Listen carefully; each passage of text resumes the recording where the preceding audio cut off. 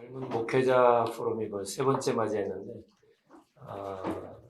내가 이제 공부도 하고 또 목회도 하고 또 연구원 사역도 하고 지금까지 이렇게 쭉 보면서 이런 프로그램들의 필요성에 대해서 제가 많이 절감을 했는데, 사실 이 기획이나 이런 어떤 내용이나 모든 면에 있어서 우리 앞으로 사역을 준비하는 분들에게 있어서 너무 중요한 이제 이 프로그램인데, 많이, 제가 볼 때는 많이 알려지지 않은 것 같습니다. 근데, 오신 분들은 정말 좋은 기회가 될 줄로 저는 확신하고요. 저는 이제 짧게 오늘 이제 말씀을 좀 드릴 수밖에 없는데, 길게 얘기해도 저는 그렇습니다. 별로 나올 게 별로 없으니까. 그런데 여기 이제 강의한만 여러분이 보실지라도 상당히 여러분 사역에 또 앞으로 지금도 마찬가지고 앞으로 사역에 많은 유익이 있다고 저는 확신합니다. 오늘 제가 짧은 시간에 여기서 이제 얘기할 것은 시간 되어지는 대로 이제 강의를 이제 진행하도록 이렇게 하려고 합니다. 저도 이제 지금 이제 목사 안수를 이제 받고 나서 앞으로 사역을 어떻게 할 것인가 고민을 많이 했습니다. 그런데 이제 나중에 지나놓고 보니까 제가 이제 하나님의 부르심을 받고 신학을 이제 공부하는 가운데 어떤 의미로 이제 부르심의 재확인을 하는 과정이 있었습니다. 그게 이제 군에서 제대 말기인데 79년도에 제대를 했는데 그 해에 시편 23편 3절 너무나 평범한 말씀인데 그 평범한 말씀에 제가 부르심의 재확인을 하는 일이 있었습니다. 이제 그 3절 말씀에 내 영혼을 소생시키시고 영혼을 소생시키신다. 그래서 이제 저는 그 말씀 한마디에 정말 무릎을 꿇었는데요. 내가 이제 평생 해야 할 일이 있다면 하나님의 말씀을 통해서 많은 사람들의 영혼을 리스토어, 회복시키는 일이고 가르치고 또 전하고 이런 일인데 직접 내가 부딪혀서 하는 일, 이게 이제 목회와 연결되죠. 그 다음에 간접적인 일, 이게 뭐냐면 사람을 또 가르쳐서 그들로 하여금 또 다른 사람을 제자 삼는 일, 이게 이제 또 티칭, 가르치는 일. 그래서 그때부터 지금까지 79년부터 지금까지 하나님이 인도하시는 길을 보면은 그저 목회 현장에만 붙들어 놓은 것이 아니라 또 가르치는 현장에 언제나 지금까지 이렇게 인도하신 것 같아요. 그러니까 이제 미국에서 공부하면서도 또 거기 신학교가 있으니까 한인 신학교들도 많이 있습니다. 그래서 계속해서 가르치는 일을 했습니다. 또 공부만 하려고 했는데 목회 기회가 또 이상하게 주어졌어요. 미국에 처음 가서는 미시시피주에 가서 이제 공부를 했습니다. 리폼드에. 참 제가 총신에서 이제 많은 학생들, 교수님들이 지도하다 보니까 교수님들하고 이제 인격적인 어떤 교제가 별로 없었거든요. 근데 미국하고도 시골에 가서 공부를 하게 되니까 얼마나 거기에서 인격적인 교수님과의 만남이 있었는지 너무 참 행복했습니다. 짧은 기간이었지만 그런데 거기서도 공부만 하려고 했었는데 사실은 목회에 대한 아주 열심이 있고 특심이 있고 또 강한 바람이 있었던 친구들이 많이 있었는데 그분들이 목회하려고 이렇게 서로 노력을 하다가 오히려 그분들은 다 물러나게 되고 이상하게 나는 공부만 하려고 한 사람을 이제 목회하도록 그 교회를 담임하도록 나이 33살인데 그런 일이 있었습니다. 근데 그것뿐만 아니라 지금까지. 그래서 나는 한 가지만 이렇게 생각했었는데 하나님이 이제 두 가지를 이렇게 지금까지 주신 것 같아요.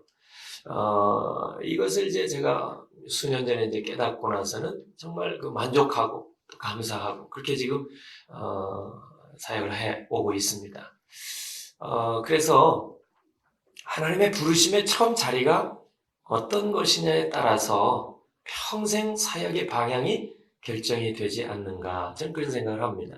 하나님이 어떤 과정에서 나를 불러주셨는가 제 친구는 플러에서 이제 내적 치유를 한 친구가 있는데, 이 친구는 고등학교 때 이 심장이 막 꼬집 피는 정도로 아팠습니다. 그 수원에 살았는데, 여의도, 금요 철학기도에 참석을 하다가, 이제 치유를 받은 거예요, 소위. 그래서 그런 간증이 있단 말이에요. 이걸 가지고 이제 총신에서 공부도 다 하고, 이제 유학까지 갔다 왔는데, 여전히 어떤 쪽에 관심이 있냐면, 그 친구가 이제 심장병을 앓았던 경험이 있다가 치유를 받은 경험이 있으니까 그런 치유 사역에 관심이 있어요. 우리 이제 합동식 교단 안에 있습니다만은 그런 관심이 참 많아요. 그러고 보면 부르심의 자리, 하나님께서 부르심의 그 자리가 평생 사역의 방향이 결정입니다. 뭐 이거 뻔한 얘기인데 참 그런 생각을 가질 때 하나님께서 여러분에게 즐겨 이제 요구하시는 것이 결국 앞으로 사역의 길이 되지 않나 이런 생각을 갖습니다. 오늘 여기 교회 교육과 소그룹인데요. 여기 보면은 저는 이제 어거스틴을 좀 공부했습니다. 어거스틴 논문도 이제 좀 쓴 적이 있습니다만은 어거스틴의 글을 읽다가 제가 이제 어거스틴은 이제 그 시세로 믿지 않는 사람이지만은 그 이제 공부를 많이 했죠. 시세로 글을 많이 읽고 그 시세로가 말한 웅변의 세 가지 그 목표, 웅변의 목표 세 가지. 이거를 이제 그 어거스틴의 책에 언급한 것을 제가 봤습니다. 여러분 그리스 로마 당시의 웅변은요 정말 출세의 지름길이 될 수 있는 아주 중요한 방편입니다. 이 연설을 잘하고 이 강연을 잘하고 웅변을 잘해야 그리스 로마 시대에는 성공할 수가 있습니다. 근데 이 시세로 같은 사람도 뭐 마찬가지겠지만은 이분도 근데 세 가지 목표가 있다. 그런데 이분 얘기는 to teach 가르치는 것. 웅변을 통해서 뭔가를 가르쳐야 한다 말이에요. 그러니까 뭔가 가르쳐야 할 때 웅변력이 필요하다. 두 번째는 persuade. 이거 뭐냐면 설득, 권면. 이걸 잘 해야 이제 그 사람들을 인도할 수가 있다. 이게 중요하단 말이죠. 설득. 이 백성들을 이제 무슨 호민관이나 백성의 지도자들이 잘 인도하려고 하면은 어쨌든 명령으로 안 되니까 권유하고 설득해야 된단 말이죠. 그래서 이제 그런 그 두 번째 목표를 이제 얘기했고 세 번째는 그저 명령 하달 이게 아니라 세 번째는 기쁨을 줘야 된다. 백성들 하여금 기쁘게 그 일을 이제 지도자들이 이제 그 제시하는 얘기를 기쁘게 따라가서 하려면 그런 세 가지 요소가 필요하다. 근데 이것을 통해서 저는 교회 교육이라는 사실 이제 목회가 교육 아닙니까? 가르치는 것, 가르쳐 제자 삼는 일. 근데 이 일을 생각해 보니까 이 일반 이제 이런 계시를 통해서 특별 계시를 찾아가듯이 저는 그 생각을 한 거예요. 교회 교육의 세 가지 목표가 바로 이게 아닐까. 그래서 교회 교육이라는 게 첫째로 잘 가르치는 것. 그 다음에 두 번째는 권면과 설득하는 게 아닌가. 그리고 세 번째는 기쁘게 해주는 게 아닌가. 그런 생각을 하게 된 겁니다. 그래서 우리가 이제 데살로니가서 2장 11절 보면은 너희도 아는 바와 같이 우리가 너희 각 사람에게 아버지가 자녀에게 하듯 권면하고 위로하고 경계하노니 이 말이 있거든요. 여기서 말하는 세 가지 권면이 뭐냐면 encourage, 권면, encourage. 이렇게 북돋아서 사람을 하나님의 말씀을 가르치는 것, 전해줄. 그 다음에 위로하고 위로의 메시지가 필요하고 세 번째는 경계, 촉구하는 거예요. urge, 촉구. 이 세 가지를 데살로니가전서 2장 11절 사도 바울이 교회를 향해서 이렇게 권면했거든요. 이 모든 것이 다 이 성경 안에서도 발견될 수 있는 항목이기도 합니다. 말씀을 잘 가르치는 일이 정말 교회 안에서 필요하잖아요. 가르침의 은사가 없으면 목회하기도 어렵고 설교 자체가 가르침이고 설교에 물론 요소가 디다케 요소가 있어요. 교훈, 가르침. 그 다음에 위로의 요소가 있고 격려의 요소가 있고 그죠? 봉사와 섬김의 요소가 있고 설교 안에도 근데 가장 먼저는 가르치는 일. 예, 가르치는 일. 잘 가르치는 것은 결국 배움에 대한 의지가 얼마나 많이 있는가. 여기 달려있다고 생각합니다. teachable, 잘 가르칠 수 있다는 말 자체가 willing to learn, 배움에 대한 의지. 21세기 문맹자가 누구냐? 여러분, 엘빈 토플러는 말하기를 배움에 대한 의지가 전혀 없는 사람이 21세기 문맹자다. 그런 말을 했습니다. 여러분이 월요일날 피곤하고 힘든데 이 자리에 나와서 아침부터 앉아서 그 무언가를 이제 배우고자 하는 열망이 이 자리까지 오게 하셨는데 이것은 매우 중요한 일입니다. 뭐 하루 통해서 뭐 대단한 걸 얻는 일이 없을지라도 배움에 대한 의지가 매우 중요하다. 그 다음에 권면하고 설득. 이게 아주 중요하다 이렇게 생각합니다. 그 세 번째가 기쁘고 즐겁게 만드는 사람. 그래서 제가 이제 소그룹의 역사라는 이 책에서 서문에 그런 언급을 했습니다만은 현대 사회를 가리켜서 키워드가 뭐냐? 우리 21세기의 키워드는 노하우 시대도 아니고 노위치 시대다. 노하우는 뭡니까? 산업사회 때, 산업시대. 여러분, 산업혁명이 일어났을 때, 한 200여 년, 한 세기로 하면 3세기 정도, 18세기, 19세기, 20세기가 가장 중요하게 얘기했던 것이 얼마나 좋은 제품을 만드느냐. 그러다 보니까 노하우가 중요한 시대였습니다. 노하우. 그러면 그 전에는 무엇이 중요했느냐? 여러분, 농경사회는 산업혁명이 일어나서 이제 바뀌어졌지만 그 이전까지는 농경사회였습니다. 수천 년 농경사회의 키워드는 뭐냐? 가장 중요한 일이 know what. 무엇을 알아야 됩니다. 24시 계절 돌아가는 걸 알아야 되고, 사계절 돌아가는 걸 알아야 되고, 이 바닷물이 들어올 때 나갈 때, 그걸 알아야 됩니다. 그걸 모르면 농경사회는 망합니다.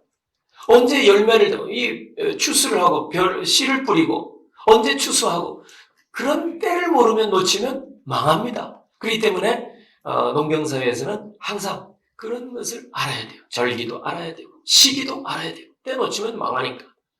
언제 서리가 언제 온다. 그 전에 다 추수를 해야죠. 그러니까 농경사회는 know what 시대. 산업사회 시대는 know which. 노하우 시대, 노하우가 뭐냐 그러잖아요. 근데 21세기는 바로 뭐냐? know which 시대다. 그런 얘기를 합니다. know which 시대가 뭐냐? which, 어떤 거? 왜냐면 오늘날은 정보 홍수 시대입니다. 그러니까 너무 넘쳐나니까 과연 어떤 정보를 우리가 캐치하느냐 이게 관건입니다. 빨리 그것도. 그래서 이런 이제 시대 속에서 결국 우리는 어떻게 보면 이제 속도전인데 유명한 철학자들이 이제 쓰는 말 가운데 베리당의 낙이라 이런 말이 있는데 사실은 선택의 기로에 놓여 있다는 하나의 예화입니다. 이 나귀가 건초더미 좌우편에 중간에 서 있어요. 건초더미, 나귀의 밥이죠. 이걸 먹을까 저걸 먹을까. 예. 그래서 이 나귀라는 놈이 고민하다가 굶어 죽었다. 이런 만든 얘기죠. 예. 근데 베리당이라는 사람이 만든 예화입니다. 그런데 그게 바로 오늘 우리 시대, 선택의 시대. 어떤 것을 선택하는가. 이 정보는 넘쳐나는데 다 정보 쫓아 무조건 정보만 많이 가지고 있다가 승리하는 건 아니니까요. 이런 일이 참 중요하다 생각합니다. 그래서 오늘날의 그 리더십, 아까도 여기 이제 to teach, 가르치는 것이 중요하다 그랬는데 여러분 그쪽에 보면은 제가 그 스티븐 코비 자주 한국에 나왔습니다만은 이분이 쓴 원칙 중심의 리더십의 그 책에서 파워 프로세스, 지도력의 과정 그림이 거기 있죠. 근데 이게 이제 리더십 스타일입니다. 세 가지. 그래서 교회 안에서 우리의 리더십 스타일은 어떤 크게 그분이 분류하기를 세 가지. 원칙 중심, 실리적, 그 다음에 강압적. 거꾸로 얘기를 드리면 강압적인 리더십 스타일은 어떤 것이냐 하면은 공포심을 조장해서 fear, 공포심을 조장해서 사람들을 이끌어가는. 사실 교회 안에도 그렇게 사역하는 분들이 있습니다. 무슨 재림에 대해서, 지옥에 대해서 공포심을 조장해서 사람들을 이렇게 이끌어가는 시한부 종말론자도 사실은 그게 속하겠죠. 이게 어떤 리더십 스타일이냐면 강압적인 리더십 스타일입니다. 이거는 fear, 공포. 이거를 통해서 사람을 이끌어가는 거예요. 두 번째는 실리적인 리더십 스타일이 이게 뭐냐? 이것은 정당하게, 이거 회사 생각하면 됩니다. 10시간이라면 100만 원. 그러면 20시간이라면 200만 원 받아야 됩니다. 못 받으면 빨간 띠 두르고 데모하는 거예요. 스트라이크 일으키고. 그죠? 오늘 우리 사회에 지금 우리 정부도 파악하고 있는 것이 5대 갈등이 있다고 그러죠? 5대 갈등. 5대 갈등만 있겠습니까? 우리나라의 제일 큰 갈등은요, 계층 간의 갈등입니다. 우리가 생각할 때 다른 세대, 이념, 지역, 노사 이게 많을 것 같지만 제일 골치 아픈 것이 계층 간 갈등. 위화감 조성되고, 갑자기 졸보가 되고 나는 비참하고 이런 계층 간의 갈등의 문제가 우리 한국 사회에 제일 크다고 그러죠. 그 다음에 이념 갈등, 빨갱이 문제 아직도 여전히. 세 번째는 이제 그 세대 갈등, 세대 간의 갈등이 큽니다, 사실은. 그 다음에 네 번째가 지역 간의 갈등이 있고, 다섯 번째가 노사 갈등입니다, 사실상. 이런 갈등만 있습니까? 문화, 종교, 얼마나 많습니까, 우리 사회. 이거를 해결해야 할 과제가 우리 사역자들의 목회자들에게 있다면 어떻게 사람들을 가르치고 어떻게 사람들을 권면하고 설득해서 설득이 안 되니까 모세가 바위로 치다가 결국 가나안 땅에도 들어가지 못한 일이 일어났지 않습니까? 그죠? 이 잘 가르치고 설득하고 권면하고 그리고 자원하는 심정으로 동기부여가 된 상태로 사람들을 이끌어가야 되는데 어떤 리더십 스타일이 필요한가? 두 번째는 실리, 유틸리티 파워. 이런 것은 회사에서 그 10시간이라면 거기에 대우, 20시간이라면 거기에 적절한 대우 해주면 그 뭡니까? 적절한 대우라는 게 fair, 공정하게만 하면 사람들이 따라옵니다. 그죠? 그게 이제 실리적인 리더십이에요. 근데 거비도 말한 원칙 중심의 리더십, 우리가 과연 이런 모습이 좀 있어야 되는데 그런 모습은 무엇을 통해서 수단이 뭐냐? 그것은 honor, 존경심이 바탕이 되지 아니하면 사람들을 제대로 인도할 수가 없다 이 말이죠. 존경심이 바탕이 돼. 그 존경심을 거비는 원칙 중심이라 이렇게 이제 표현한 거죠. 교회의 리더십도 결국 존경심. 지나친 카리스마나 지나친 어떤 인위적인 그런 어떤 모습을 교회 안에서 바람직하지 않지만은 원칙 중심, 이 존경을 통해서 백성들을 인도하는 방법. 저는 지난 8월 달에 그 윌로크릭 교회에서 리더십 서밋 참석은 못했어요. 너무 등록금이 비싸가지고. 근데 교회는 갔습니다. 제가 가서 강의 끝나면 바로 CD 테이프가 막 나오거든요. 그거를 사서 제가 첫 번째 테이프를 들었어요. 첫 번째 테이프, 리더십 서밋, 윌로크릭 교회는 아주 유명하죠. 매년 8월 달에 그 아주 훌륭한 리더십의 대가들을 초청해서 그 세미나를 엽니다.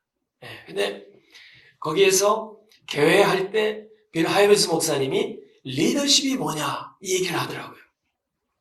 너무 심플하게 리더십은 from here to there. 그분이 그렇게 정의를 했어요. 백성들을 이쪽에 있는 사람들을 저쪽으로 이끌어가는 자. 얼마나 심플하고 얼마나 클리어합니까? 이게 리더십이에요. 사람들을 이쪽에서 from here, 여기 있는 사람들 from there, 모세가 애굽 땅에 있는 사람들을 가나안 땅으로 이끌어가는 그 리더십이라는 말이에요. 우리는 오늘 이 땅에 있는 사람들을 천성을 향해서 이끌어가야 할 사람들. 오늘 우리 리더가 오늘 pastoral leadership, 그게 바로 뭐냐? 이거를 잘해야 된다 말이에요. 이게 핵심이란 말이에요. 그래서 도전을 받았어요. 어떻게? 자, 좋습니다. 여기 있는 사람들 꿈쩍도 안 해요. 어떻게 움직여요? 잘 가르쳐서. 그 다음에 설득과 권면을 통해서. 그리고 기쁨, 동기부여가 돼서. 이런 어쨌든 from to there, 저쪽으로 이끌어가야 돼요. 이걸 하려면 어떤 방편 수단.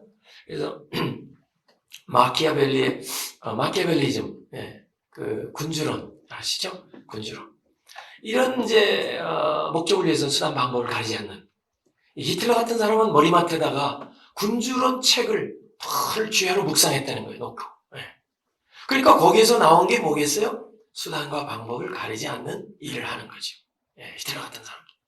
그러니까 평소에 무엇을 쥐하로 묵상하느냐에 따라서 그 열매도 그렇게 달라질 수가 있겠죠.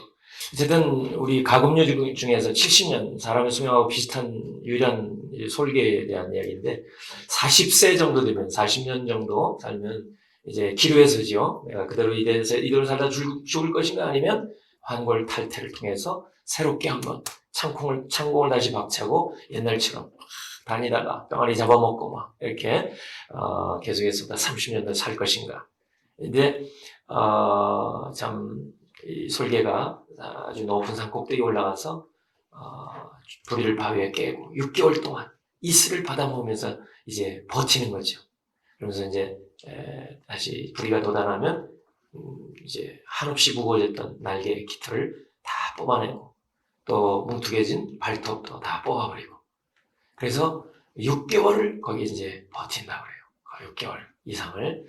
그래서 이제 날개 깃털도 새로 나고 발톱도 이제 날카로운 발톱 새로 나서 다시 창공을 박치고 나서 이전처럼 아주 힘있게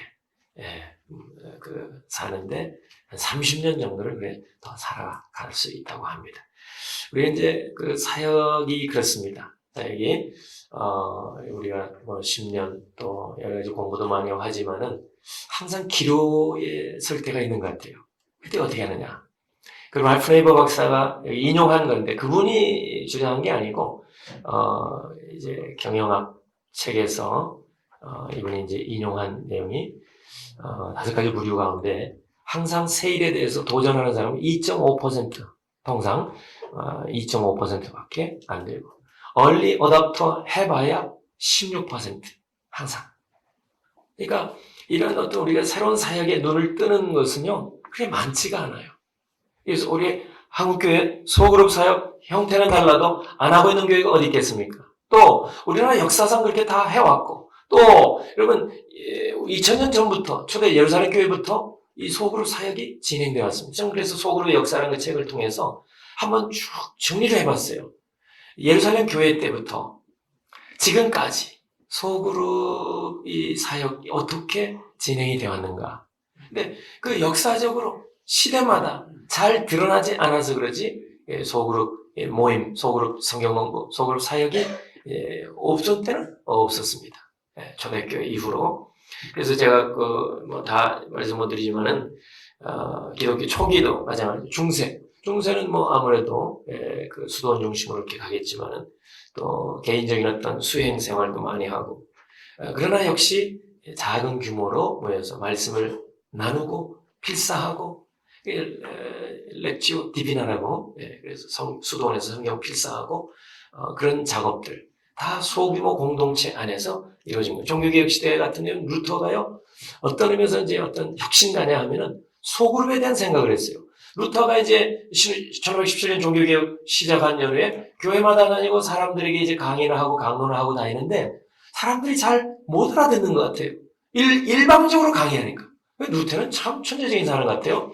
그래서 생각하기를 이제 이렇게 대중 강연보다 나의 뜻을 어떤 사람들에게 전달해서 그분들이 일일이 많은 사람들에게 또 전달할 수 있다면 효과는 더 크지 않겠나. 그래서 교회 안에 교회 개념을 루터가 생각을 한 겁니다. 근데 실천을 못했어요. 제가 지금 논문을 그걸 쓰고 있습니다. 그러다 지금 이제 아직 중단을 하고 있는데 루터의 제3 형태. 드리테바이제. 예배의 세 번째 하나 형태. 이걸 생각한 거예요, 루터가. 제1 형태는 그럼 뭐냐? 라틴어로 전통적인 예배 형태가 있고 두 번째 형태는 뭐냐? 이제는 자국어로 독일말로 조금 이제 자유롭게 하는 예배. 그거 다 교회 안에서 드려지는 예배 형태예요. 근데 루터는 세 번째 예배 형태가 있다. 이거를 얘기를 했어요. 그게 뭐냐? 그 교회라는 장소를 뛰어넘어서 새로운 곳에서 해야 된다. 이게 바로 가정 모임입니다.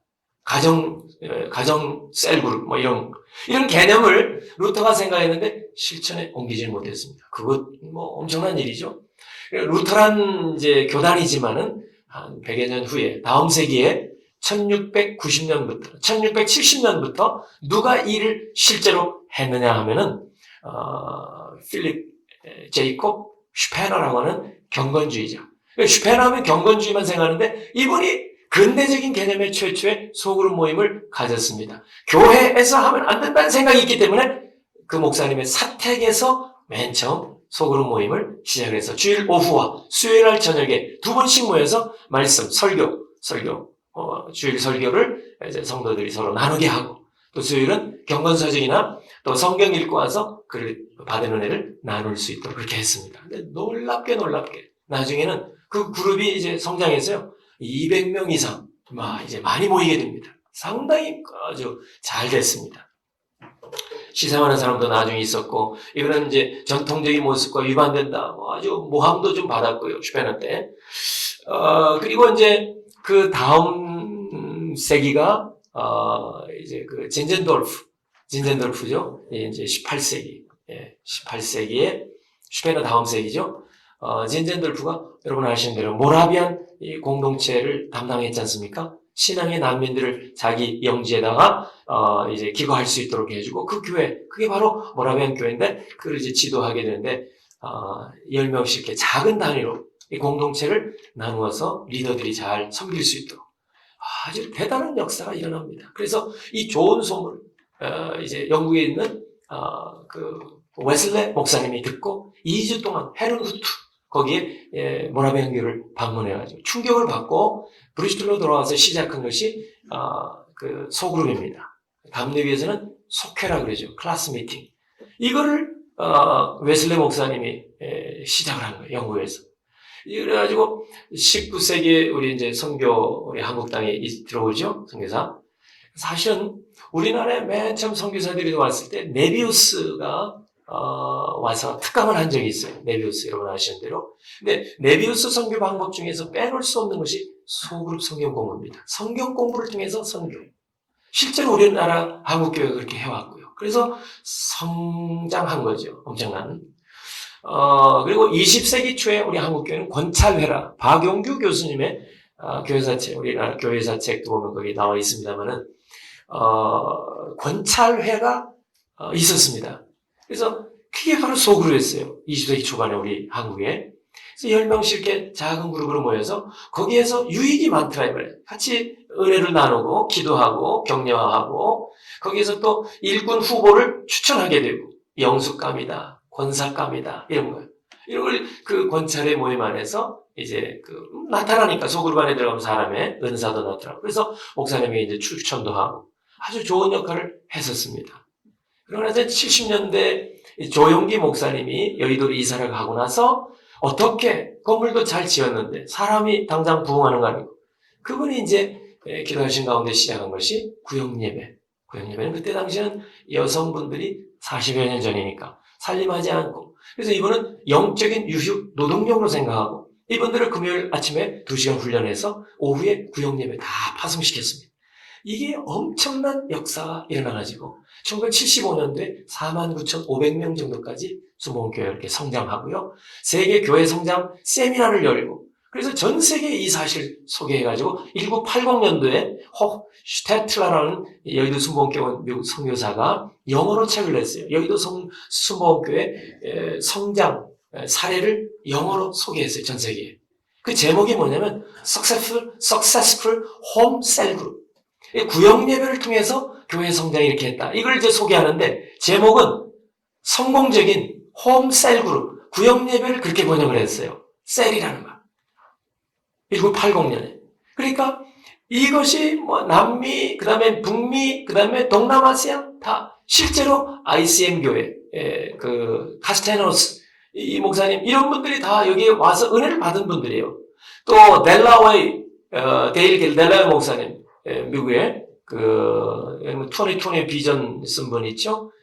새소망 뉴 호프 커뮤니티 교회 포틀랜드 이분도 다 여의도에서 이제 배우고 가서 이렇게 성공적으로 사역이 되는 거예요. 그 원리를 도입했는데 근데 1990년대 한국 교회가 약간 이제 침체와 이제 마이너스 성장 쪽으로 이제 기울어져 갔을 때 이제 외부에서 한국 교회에 도입된 것이 셀이라는 거예요. 셀 그룹. 이 알고 보면 이 어디서 시작이 되는가? 사실 여의도 교회 구역 예배가 성공해서 해외로 나갔는데 그게 부메랑처럼 다시 돌아온 것이 셀입니다. 구역 예배는.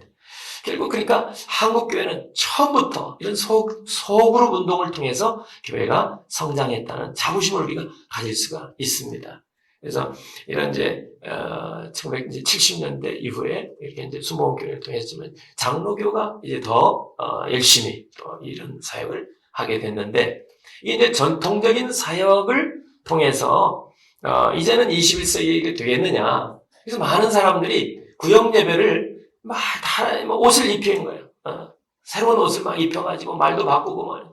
근데 사실은 뭐 호박에다 줄 뭐 몇 개 그는다고 해서 수박 되는 거 아닌데, 사실 원리가 중요한데, 이런 이제 옷만 바꿔 입었다고 해서 그게 사역이 되는 게 아니에요. 이제 칼 조지 박사가 소그룹 사역의 전문적인 분이고 플로에서도 강의한 분이죠. 이분이 책을 이제 여러 번 썼어요. 우리나라에도 번역된 게 많고 저희 연구원에서도 한 권 냈죠. 소그룹 사역의 새로운 방향. 거기도 보면 이제 칼 조지 박사 글이 나옵니다만은, 이 칼 조지 박사가 열린 소그룹 닫힌 소그룹이라는 책을 냈죠. 우리나라에서는 그렇게, 원래 그 제목은 소그룹 리더십에 관한 9가지 이제 특징, 열쇠, 그거 제목이 그렇습니다. 근데 명성원 목사님이 번역할 때, 소개할 때 그렇게 이제 시장을 고려해서 말을 좀 쉽게 바꾼 거죠. 그 책에도 보면은 소그룹 사역이 한 37개월째 되면서 가시적인 변화가 나타나더라. 칼 조지 박사가 그런 얘기를 했습니다. 그러니까 소그룹 사역 새로 적용을 해서 한 해 지나도 별로, 2해 지나도 별로, 뭐 이거 뭐 집어치워버리자. 그래서 많은 교회가 소그룹 사역을 새롭게 이제 도입해서 해보는데 한 1년은 하고 별로 부응이 안 되니까 이거를 포기하는 경우가 얼마나 많은지 모릅니다. 안산 동산교회 김진욱 목사님도 셀로 전환하셨는데, 그 책에도 보면 나오고 또 강의도 많이 하시는데, 이분 말씀을 들어보니까 3년 동안은 죽었다 하자. 셀로 전환하는데 이거 뭐 잘 안 된다, 이거 문제가 많다, 옛날로 하자, 옛날이 좋았다, 옛날이요, 뭐 이렇게 하는 사람들이 많이 있었다는 거예요. 그래도 한번 참아보자. 3년 정도 인내했을 때 완전 정착을 할 수 있었다, 이런 말씀을 하지 않습니까? 그러니까 이것은 이미 칼 조지 박사가 오랫동안 임상의 결과로 얘기한 거예요. 그래서 여러분 이제 앞으로의 사역을 통해서 이제 결국은 소그룹 사역을 우리가 참 해야 되는데, 21세기 문화 자체가 지금 대중 이렇게 대상으로 이렇게 하는 시대는 지났습니다. 한 사람이 카리스마적인 리더십을 가지고 10,000명, 1,000명 이렇게 모아놓고 한꺼번에 어떻게 하는 그런 시대는 이미 지나갔습니다. 거의. 그렇다면 소그룹을 통해서 결국 교회가 건강한 교회가 되는 길이 가장 바람직한 길이 아닌가, 이렇게 생각할 때 소그룹의 가치가 거의 5가지 제가 정리한 겁니다. 뭐 그런 이제 많이 할 수 있는데, 왜 중요한가? 그것은 여러분 제가 말씀드리지 않아도 알겠지만은, 소그룹이 마태복음 18장 20절 예수님 말씀대로 보면 두세 사람 모인 곳에 내가 함께 있겠다. 그리스도의 임재 현장이라는 거예요. 그냥 이것은 부흥의 하나의 방편이 아니고 예수 그리스도의 임재 현장에서 소그룹을 우리가 인식해야 된다. 두 번째는 한 영혼의 가치가 재확인되는 것이 소그룹이다. 한 영혼이 얼마나, 개척교회에서는 중요하게 여길지 모르지만 여러분 이미 안정된 교회에서는 한 영혼의 가치가 상대적으로 약화될 수가 있습니다. 그러나 소그룹 모임만 있다면 한 영혼의 가치가 아주 중요하게 여겨질 수 있는 것이고, 세 번째는 친밀감. 친밀감을 어디서 누립니까? 비언어적인 의사소통을 통해서도 참 교제가 형성이 될 수 있는 것이 소그룹 아닙니까? 그죠?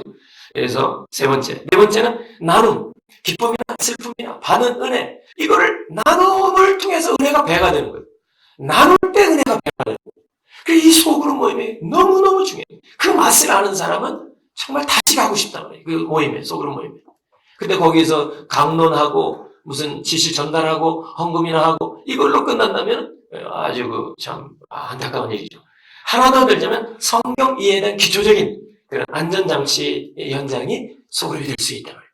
성경을 전문적으로 배우지 않는 분, 배워도 우리는 잘 모르는 부분이 많은데, 모르는 부분이 셀 리더를 하고 얼마나 어렵습니까? 그러나 같이 나누는 가운데 그래도 1차적인 안전장치가 될 수 있어요. 그건 좀 이상하다. 그죠?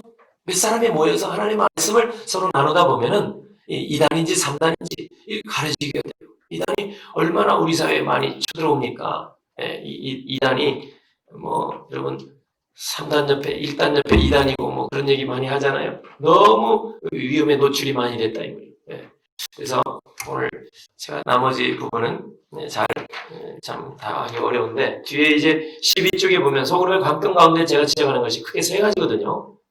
예, 소그룹의 관건 가운데 리더십, 누구를 어떤 훈련 과정을 통해서 리더를 세우는가 이게 관건입니다. 저는 이 세 가지가 중요하다고 봐요. 두 번째는 어떻게 이 양육, 훈련 그리고 소그룹 모임을 할 때 이 성경 말씀, 예, 성경부 교재 어떻게 이걸 편성하느냐 커리큘럼을 이게 제일 숙제인 것 같아요. 평생 교회 안에서 이 사람들과 함께 부대껴야 되는데 어떻게? 그럼 편한 대로면 창세기부터 계시록까지 뭐 하면 되죠. 근데 그렇게 가지고 된다면 뭐 혼자 뭐 하면 되죠. 그래서 이 목회자들이 제일 고민해야 할 게 리더십 세우는 어떻게 세우는 누굴 세우냐. 그 다음에 두 번째는 어떤 이제 교재를 개발해서 이들을 가르치는 것이 인도할 것인가. 그래서 이제 저희 연구원에서 낸 이런 나눔 중심의 서울 성경 공부 교재 그런 걸 한번 써보시면 도움이 많이 되리라 생각합니다. 우리 철학을 가지고 이제 필요한 거니까 이 커리큘럼이 중요하고 마지막으로는 그룹핑을 어떻게 하느냐. 소그룹. 옛날에는 지역별로 했죠. 지금 지역이 의미가 없잖아요. 어떻게 하느냐. 이런 거. 이거는 교회마다 다 다릅니다. 그러므로 여러분 소그룹의 원리를 우리가 배우는 것이 중요해요. 소그룹의 사이가 얼마나 많습니까? 요새. 그죠?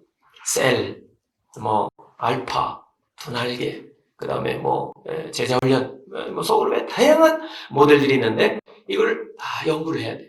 그래서 교회에 맞는 프로그램들을, 사역들을 개발해 나가야 됩니다.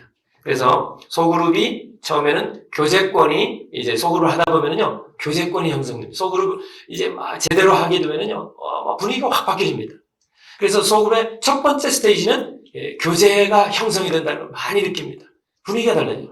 그러면 여기가 좀 싸우니 막 교제권만 형성된다고 해서 능상 아니거든요. 언제나 양육 훈련으로 가야 돼요. 소그룹을 통해서도 양육, 기도 훈련, 말씀 훈련. 그 다음에 훈련만 시키고 주님 앞에 설 때 너 평생 뭐 했냐? 성경 공부하다 왔습니다. 칭찬 못 받아요. 그 다음 단계로 가야 돼요. 소그룹을 통해서 어디 봉사와 섬김의 자리까지. 이게 이래야 됩니다. 그 다음에 그거 뭐 섬기면 교회가 할 일이 섬김이 최종 목표는 아닙니다.